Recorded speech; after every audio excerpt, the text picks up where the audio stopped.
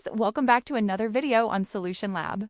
In this video, I'm going to show you how to speed up a video in CapCut step by step.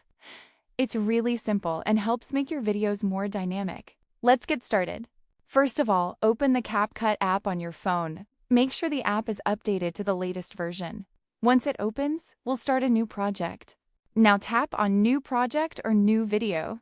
This will open your media library so you can select the video you want to edit. Pick any video or photo for your project. After selecting your video, tap Add at the bottom right corner. This will add your video to the CapCut timeline. Now we're ready to edit the speed. Tap on your video in the timeline to open editing options. At the bottom, you'll see several tools like Edit, Effects, Speed, and more. We'll use the Speed tool next. Scroll the bottom menu and tap on Speed. You'll see three options: Normal, Curve, and Velocity effects. For a simple speed adjustment, select Normal. Now adjust the speed slider to make your video faster or slower. Once you've set your desired speed, tap Apply to save the changes. Your video is now sped up and ready for further editing or export.